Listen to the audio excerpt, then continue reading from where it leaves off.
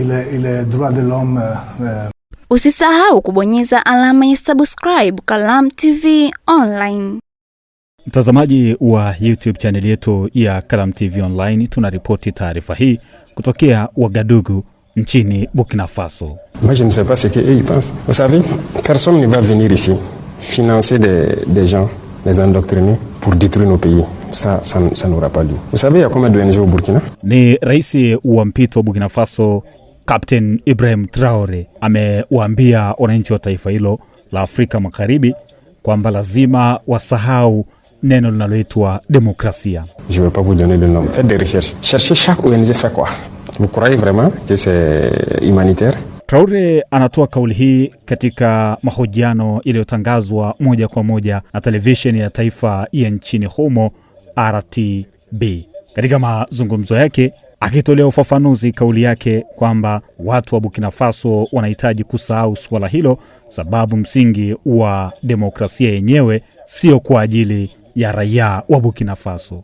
Voilà, on ne pourrait pas agir. Vous pouvez vous balader au Burkina, hein, vous pouvez aller partout où vous voulez.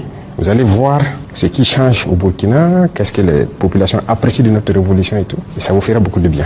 Itakumbukwa kwamba kiongozi huyo alichukua madaraka kwa njia ya mtutu wa bunduki na mapinduzi ya kijeshi mnamo mwaka 2022 baada ya kuiangusha serikali nyingine ya kijeshi, na tangu wakati huo amezuia sauti za wapinzani.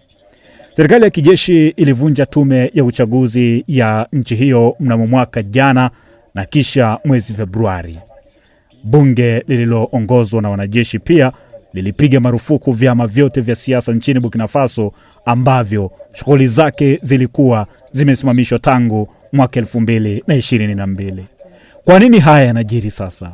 Hata hivyo, Umoja wa Mataifa umeitaka Burkina Faso kubatilisha uamuzi wa kupiga marufuku vyama vya siasa na kukomesha kabisa ukandamizaji nchini humo. Huyu ni mmoja wa mashujaa ambao kwa baadhi ya watu barani Afrika wanamfuatilia sana, hata miongoni mwa vijana wakihusudiwa na kile ambacho amekuwa kikifanya katika harakati za uongozi ambao wengi wanaamini anaweza kuisaidia sana nchi yake ya Burkina Faso. Je, wewe unamfananisha Traoré na kiongozi gani barani Afrika? Tuandikie ujumbe wako hapa kwenye komenti na endelea kufuatilia mitandao yetu ya kijamii. Usisahau kubonyeza alama ya subscribe kwenye YouTube channel yetu ya Kalam TV Online ili uwe wa kwanza kupata taarifa zetu, lakini pia comment, share na like.